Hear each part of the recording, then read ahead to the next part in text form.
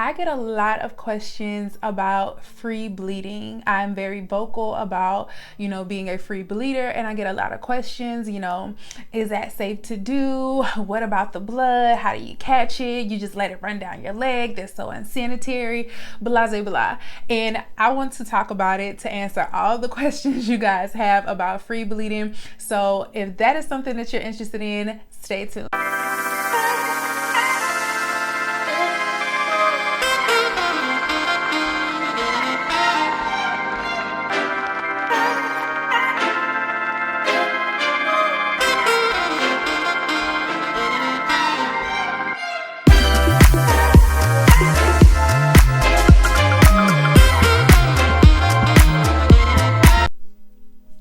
Peace and love, family. I am Oshun Yinka, your favorite womb goddess, and we are back with another video teaching the girls how to tap into their goddess energy. If you are meeting me for the first time, welcome in. Go ahead and pull up a seat. If you are stumbling across this content, 10 times out of 10, you are ready to tap into your soft girl era, and you are in the right place. We talk all things womb healing, all things femininity, and all things spirituality. So if that is something that you are interested in, then make sure you hit that subscription button and hit the notification bell, because we go live every single night talking about these important conversations.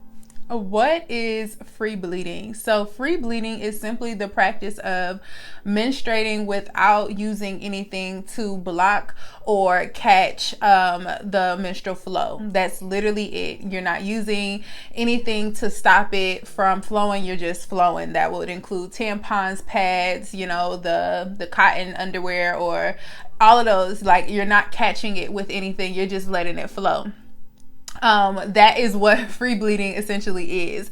When it comes to free bleeding, why do people do it? So I was doing some research because I was gonna come on here and just give you guys like my experience with it. But when I look up actual free bleeding on the internet, there are movements for it. There are people are doing it for awareness, because they say that some people don't have access to menstrual hygiene products, and some people are doing it for just the stigma of period blood being so disgusting and being so squeamish around it, so they're just doing it to be rebellious, I guess, to society.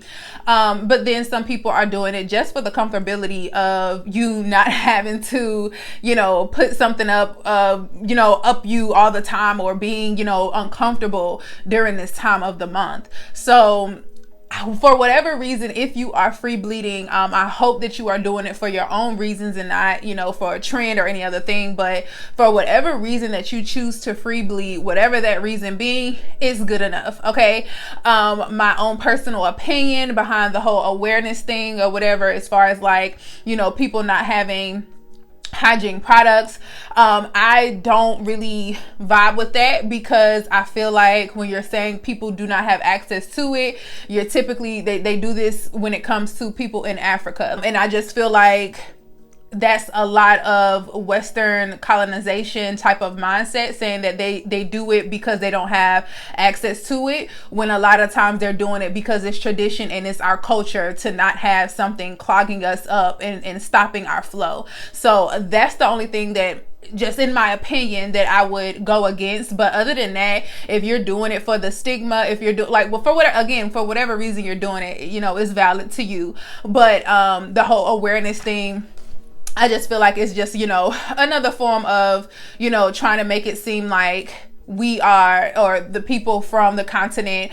are, less without, because they're doing things more natural, or things that they're more in alignment with nature.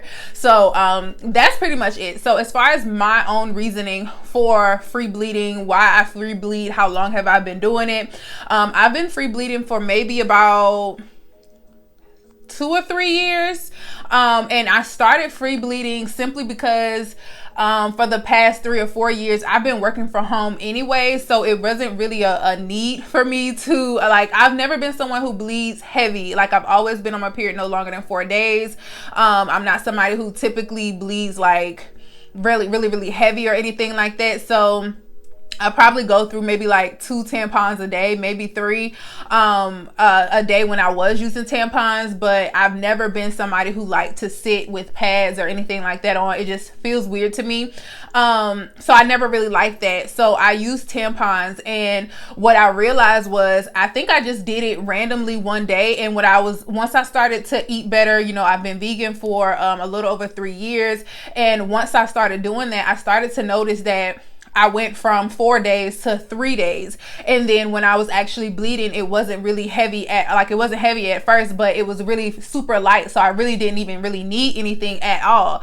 And I don't maybe I'm just cheap, but I just didn't wasting tampons. So I would literally just flow. And then when I feel myself, like I feel like a little extra wet or whatever, I would just go to the bathroom because I'm at home. So that's how I pretty much handled, I started doing it at first. And then when I actually, I think I was watching, I think it was Crystal, if y'all know Crystal, the alkaline doula, on Facebook. But, I think I was watching her, and she was actually mentioned free bleeding. I didn't know that, it was a thing until I heard her mention it. So I was like, oh yeah, I kind of do that. And I was doing it, and I was like, the only time that I would use something would be when I left the house, because if I'm at home, I would just put a towel down, and I'm at work, so I'm in my work chair, or I'm on my little spot in my bed, because I live by myself, so I have the luxury of doing that. So I didn't really need to I didn't really have to waste money doing it. I honestly was just doing it not to waste money. I'm not even gonna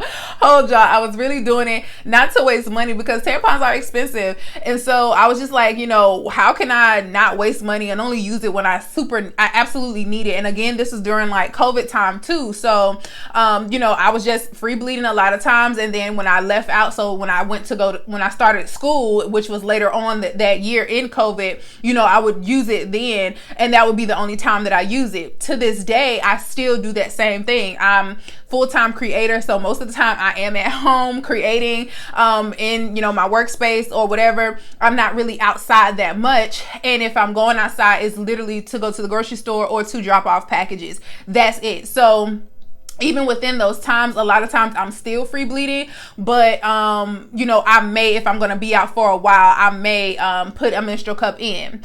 So that's why people do it. What are some of the benefits to menstrual? What are some of the menstrual benefits to free bleeding? Like, what are some of the things that I noticed? So on my journey, one of the things that I noticed was, and I can't really give you guys an actual research data as far as experience, because when I started free bleeding, I also cleaned up my diet. I also was, taking better care of my health and the things that I was consuming. So I can't necessarily say that it was all just because of the free bleeding, because I was doing other things as well. But some of the things nonetheless that I saw that changed when I started free bleeding was a lot less cramping. Even to this day, if I put a menstrual cup in, I will feel some type of cramping within like that first hour or two. I will feel like a slight cramp or whatever, just because I'm putting something foreign in it. So my body is like trying to figure out, what is this object in me, because it doesn't belong there. So that's first when and I still feel that. So I know for sure it does cause cramping and things like that when you're using tampons. We all know about the toxic shock syndrome that happens from some women experience that from using tampons, because of the toxic chemicals that they have in a lot of these pads, liners, and tampons and things like that. It's just not safe to use a lot of these products. I completely forgot, one of my clients were she was, when she was pregnant, or when she after she had gave birth, I completely forgot. She was like, can you go to the store and get me some pads? And I completely forgot how toxic they were, because I haven't bought any in years, especially pads. Like, it's been like high school. Like I don't even think I've ever bought any pads. Like, when I used pads, I was in high school and my grandparents were buying it. Like, I don't think I've even ever purchased pads before. So when I was in the store, I had just got her some pads, and then when I gave it to her, she was like, why would you get these pads with all these chemicals in it? Like, it's irritating me, because I had gotten her to use the more natural things. And I was like, I completely forgot. Like, I was so upset with myself that I wasted money doing that. But you know, she was just like, it's so toxic. It's literally like my body has gotten used to the more healthier, which honey pot, I do recommend. Honey pots, I've never used them. I've never used them because I just don't use pads, but I've heard very good things. And as far as looking at the branding and things like that, a lot of them, they use a lot of natural products. So I do recommend, if you're gonna use a pad or anything like that, or a liner, to use that company, because that's the only, and they're black owned, but they're the only company that I know of that has natural paddings that I know of, like, that I can name off the top of my head. But other than that, yeah, a lot of these chemicals are in the pads and the liners, and again, targeting women's reproductive organs and things like that. We need to stay away from them, especially as women of color. So that was the first thing that I noticed, that the pain was greatly reduced when it comes to me free bleeding. And then another thing was, I noticed over time, which again, I can't necessarily say it's 100% because of me free bleeding, because I do have a cleaner diet. I am plant-based, so I do eat clean, so I know that that is 80% of the reason why. But I have noticed that my period was lighter. So when I'm eating good, you know, I'm not eating, because even though I am plant-based, I still go through, every now and then, I say maybe once or twice a year, where I go through a spell when I want a lot of sugar. And so I'm making still vegan snacks, like, and I just went through that over the holidays, you know. I made like some candied yams. I made some, I called my grandma to get her fried apples recipe. And I just been eating a lot of sugar, like sugary brown sugar in my foods or whatever. So my last cycle was kind of heavy, like, and I say heavy, like, to my heavy is like probably the average person's normal. So that's what I consider heavy. But it was kind of heavy because I woke up. I don't usually wake up to blood. Like, I'll see it when I use the bathroom once I get up. But as far as like me waking up, it's not usually a lot, if any, when I wake up. And I was like, I woke up in like a puddle of blood. So I was just like, bro, like, I've been doing a little too much on the sugars. But I look at it as a way of being able to assess myself. So if you guys know about my Medicine Woman course, every single Thursday at 1 p.m. Central Standard Time, I train women, certify women in my master course on how to be a Yoni steam practitioner. You do get a certification. At the end of it is a 4-hour course, and you do have to be there on camera the whole entire Zoom call. But I do it live every single week. And in that training, and I'll link that below on how to register for it, but I do it for free every single week, because I just want you guys to be informed, and I want you guys to become your own healers. I want you to be able to, if you can't afford my prices or anybody else's, or you just want to be informed so that you can do things on yourself and be your own alchemist, that's the reason and the intention of me giving that course for free. So I tell my students in that course, you know, when it comes to your menstrual cycle, it is your 5th vital sign. This is how you know what's going on with your body. What do you consider a heavy flow? To say that, you know, my flow has been reduced. A heavy flow is if you are bleeding for more than 4 to 5 days, you are having that is a heavy flow. That's considered a heavy flow. If you bleed more than 4 days, also if you are bleeding and you have to change, if you are using a pad or a tampon, if you have to change that more than 4 times out of the 24-hour span, that is a heavy flow. And if you also are clotting, so if you have any clots bigger than the size of a nickel, then that is considered, I would say, any clots, but you know, I don't want y'all to be like, oh, that's reaching, whatever, but I honestly, I know I'm heavy if I see any clots. That is not a good sign. But if you have a clots bigger than the size of a nickel, that is considered heavy bleeding as well. And a lot of that, if you are bleeding more than 7 days, then you are borderline hemorrhaging, if not hemorrhaging, because you should not be bleeding that long. So use free bleeding definitely will reduce that, because I compare it, even though they're completely opposites, but in my mind they kind of work the same. I compare it to breastfeeding. So when you are breastfeeding and you start to pump, you're going to produce way more because you're using artificial intelligence to produce the milk instead of using the baby to let you know how much it needs and how much it doesn't need. So when you see, like, when I see videos of women who have like freezer full of milk, you're wasting a lot of your breast is trying to is working as a machine to get it out. So your body is not associating that to probably having like 2 or 3 kids on it, so it's producing way too much milk.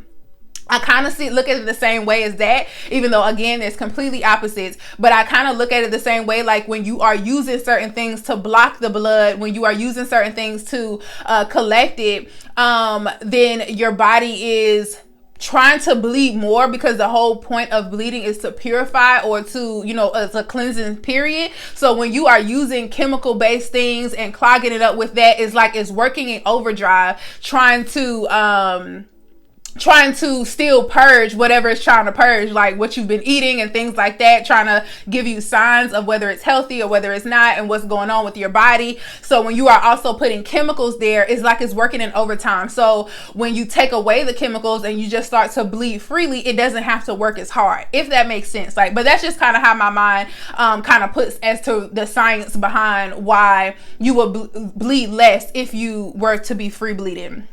So what is the spiritual benefits? Because I do everything spirit led. Like it's not likely that I do anything because of the physical first. I didn't go vegan because of the physical first. I didn't start to Yoni steam because of the physical first. I didn't start free bleeding because of the physical first. I always do it because I have some type of spiritual calling, or some type of spiritual awakening or knowledge to whatever I am doing. So when it came to free bleeding, once I did it, at first it was just like, you know, like I said, just me being cheap, and just noticing like, hey, I didn't have to, or what was I doing this month to be so light that I didn't need anything?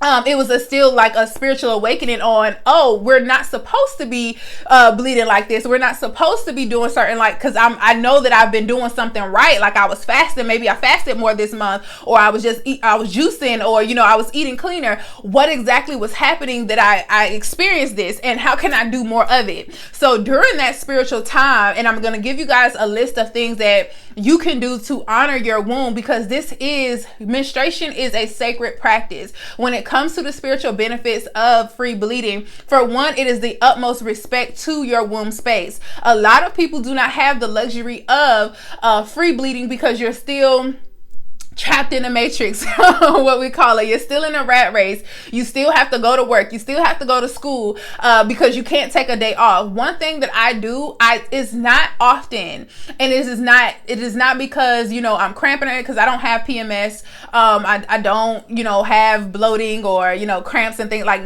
everything be good. Like I can literally come on here and still do what I do and serve when I'm on my cycle. However, I try not to work, even though this doesn't feel like work.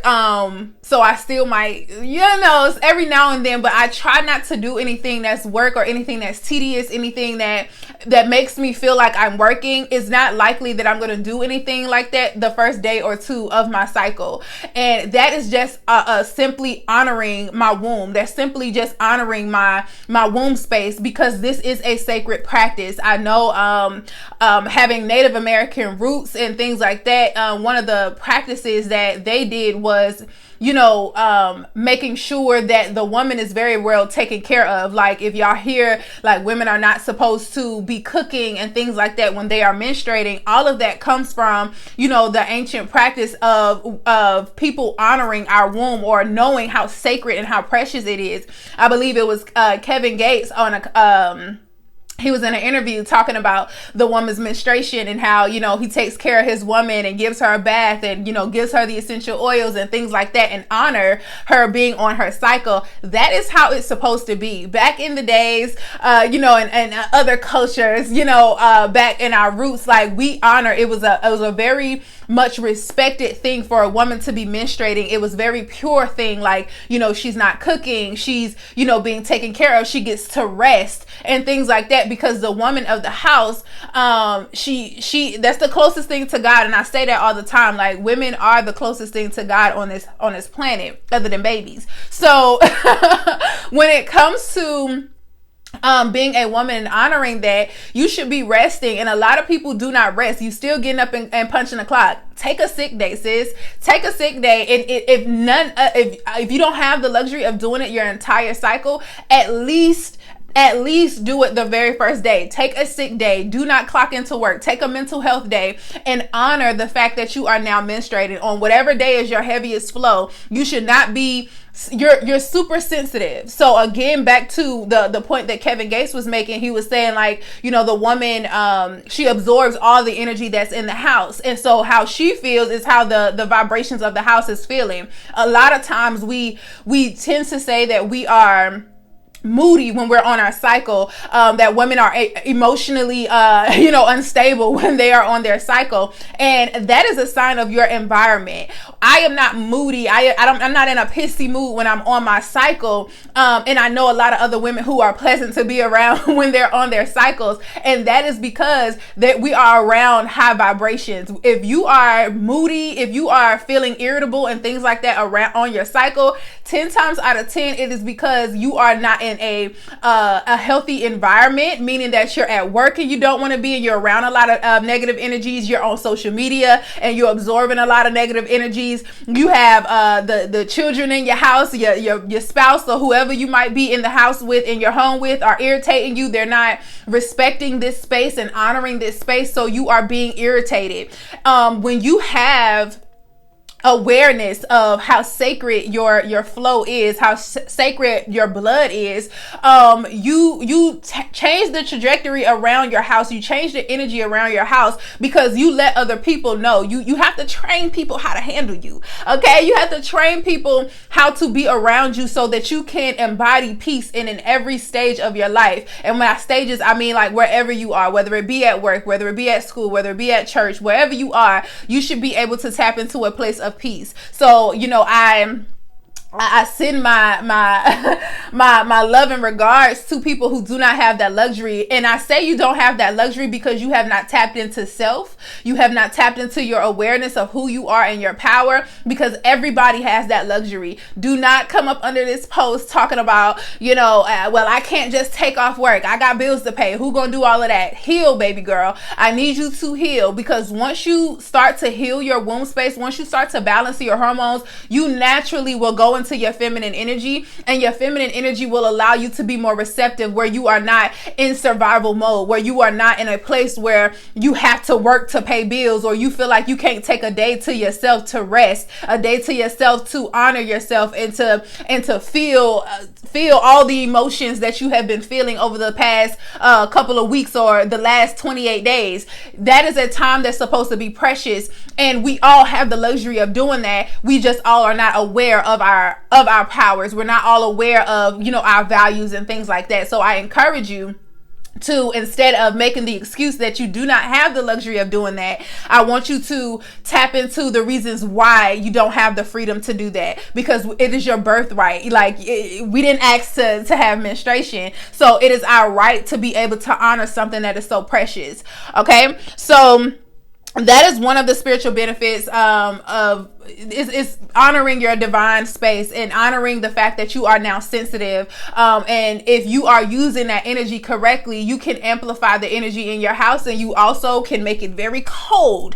You can make it very cold, and it can be a very cold week in your home if you are not setting the intentions correctly, if you are not, honoring this space correctly. Another thing when it comes to the spiritual benefits or the spiritual aspect of free bleeding is this is also a time for you to experience rebirth and death. It is literally the closest that you are. I always say pregnant women and women that are on their cycles, they are the closest things to the supreme. Like, that is the most purest time for you to be working magic. I do a lot of blood magic. I do a lot of intention setting, and one of the ways that I do that, for one, I always pour my pour my blood back into the earth. I'll give it back to the earth, or I'll, put it in some of my house plants to fertilize it in that way in the soil.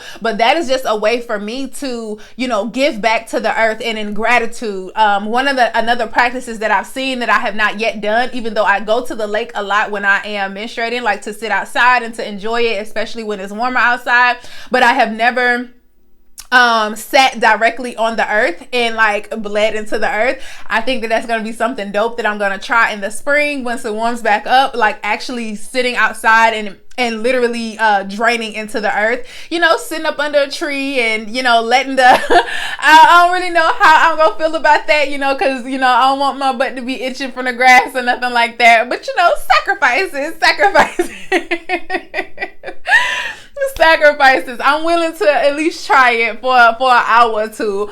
But that is one way as well that you can honor your cycle and manifest. That's just a way that I show gratitude, honestly. And we all know that gratitude is the easiest way to manifest things. So that's just a way that I show gratitude, by pouring it instead of, in the toilet or whatever. If I am collecting, I will put it out into the earth or give it back to like one of my plants or something like that. Another way to honor this, again, is to rest, making sure that you're getting an adequate amount of sleep, so that you are functioning in a higher sense and not, already being exhausted. Your body, your iron is low because you're bleeding out and things like that. Making sure that you are eating warm foods. This is a time for you to eat some soup. It's a time for you to also be fasting if you want to fast. I do see some people say, you're not supposed to fast when you're on your cycle. That doesn't even make sense to me, because naturally we don't have that big of an appetite when we are on our cycles. So you are naturally fasting. So if your body, that's just like when you get sick, you naturally don't have an appetite a lot of times. And that's because your body is telling you not to eat. So when you don't have an appetite on your cycle, that tells me that your body does not want you to be eating too much of anything, because this is a time to detox. So you want to be indulging in your teas. I give you guys a list of teas that you can use. I forgot what video that was in, but go back and look at some of the teas that you can drink. I know red raspberry leaf, Don Quay, those are my top two, and hibiscus. Those are my top two. The video was ways to have a painless period, but those are the top 3 herbs that I would recommend as far as drinking on a tea while you are menstruating. And it's going to help to reduce any cramps. If you are dealing with any type of cramping or PMS symptoms and things like that, you want to make sure that you're drinking a lot of teas, drinking a lot of warm things, nothing sugary, nothing, no alcohol, because alcohol is nothing but sugar.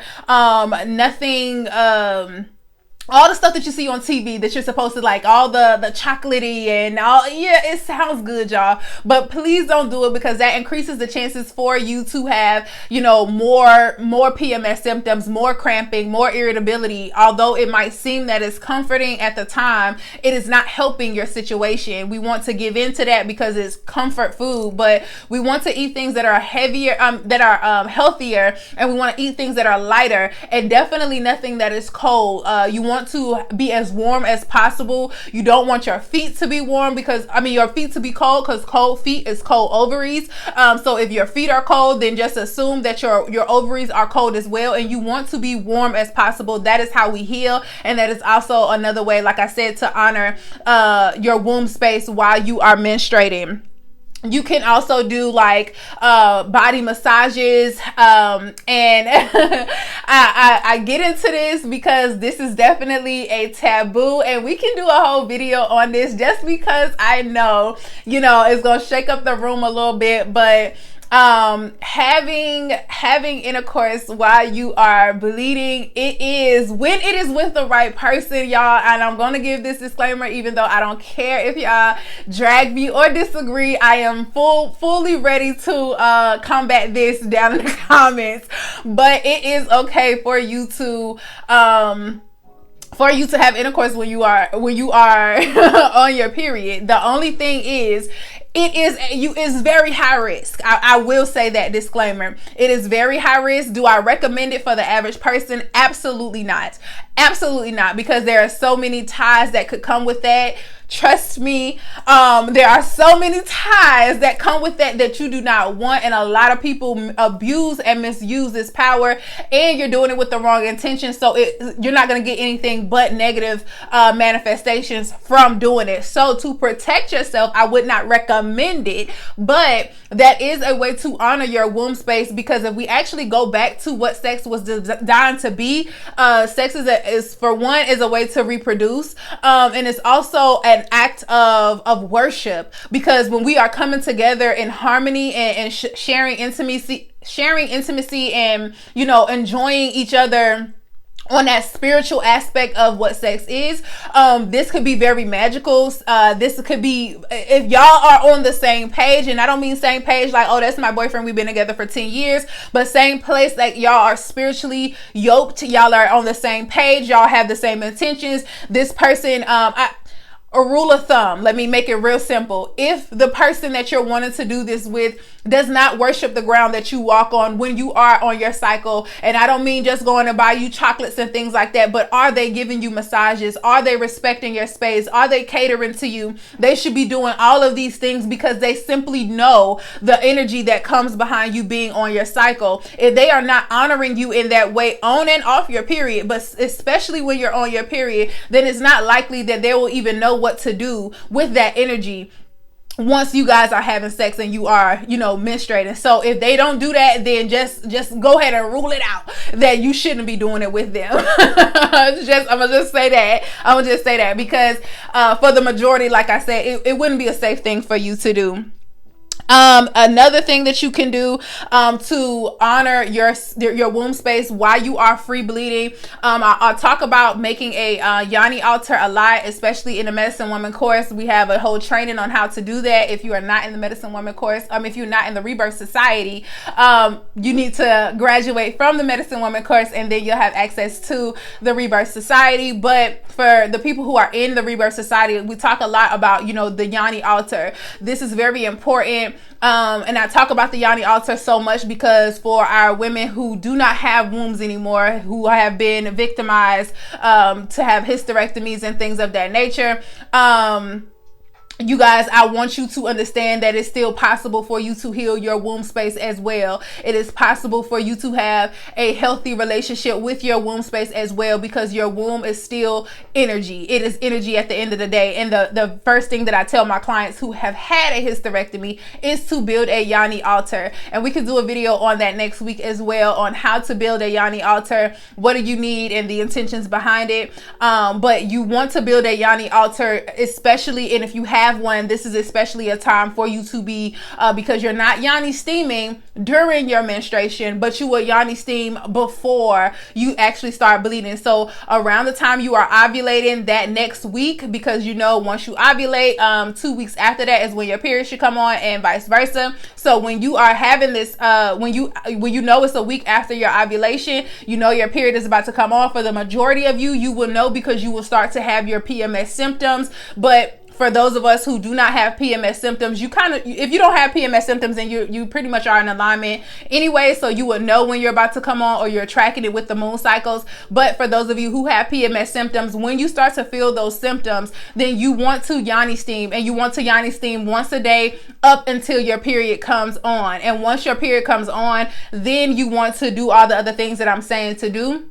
But you want to Yoni steam before your period comes on, because that's going to also make it a lighter period for you, and it's going to be less painful and all those other things, because, you know, that's the power of Yoni steaming. So getting into the habit of Yoni steaming 2 to 3 times before your period comes on is ideal. That's a normal regimen anyway. We should naturally be steaming at least twice a week, but especially if you don't steam all the time, you need to at least get in the habit of steaming 2 to 3 times right before your period comes on, to lighten your period and to reduce your PMS symptoms.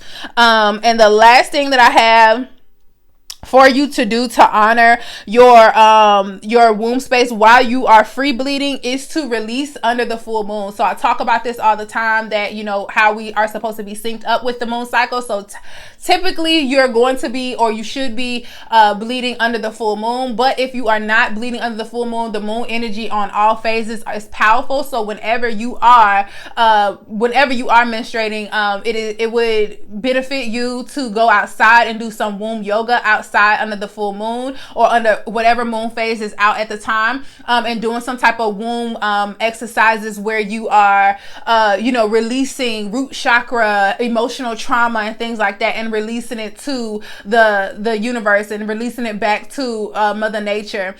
Doing that while you are free bleeding, you guys, I promise you will see phenomenal spiritual shifts that's happening into your life. And like I say, I talk all the time and I brag about, my students going through my 30-day or my 90-day challenge, where they are tapping into their womb space, where they're healing their hormones and things like that. They all end up, losing their jobs, quitting their jobs, tapping into their entrepreneurial space and things like that. Which brings me to my last thing. I'm sorry, I have one more thing. What you should be doing while you are free bleeding is creating. This is when you should be in your most creative state. A lot of times we feel like when we are horny and things like that's creation, or that's when we're supposed to be, actually acting physically on that. But a lot of times when you are aroused and things like that, is your body tapping into your creativity mode. So a lot of times right before our period comes on, or those first couple of days, you are the horniest. So you don't always have to indulge in sexual intercourse. You could simply just start to create some things, and that's going to amplify your divine feminine energy. Is going to help you to tap into your sacred energy. And if you know, but it's definitely going to help you have that goddess P that everybody be looking for. Okay. And if you haven't tapped into that just quite yet, I have a free ebook that I'm going to drop down in the description as well, on how to the secrets to a goddess pussy. So how to tap into that energy, and actually know for sure how to use your sexual energy, your sensual energy to manifest the life that you desire. Like I said, to tap into your soft girl era, your receptive era, where you are not constantly in survival mode and overworking yourself, overdoing it and not receiving. All right. So I hope that this information was helpful for you guys. Let me know down in the comments if you are going to try free bleeding, or if you've tried it before. What are some inputs that you would like to add that I missed out on? If you got any value from this video, make sure that you give it a thumbs up. And if you are looking for more content like this, make sure that you hit that subscription button and turn on that notification bell, because there's plenty more videos where this came from. And I will catch you in the next one. Bye.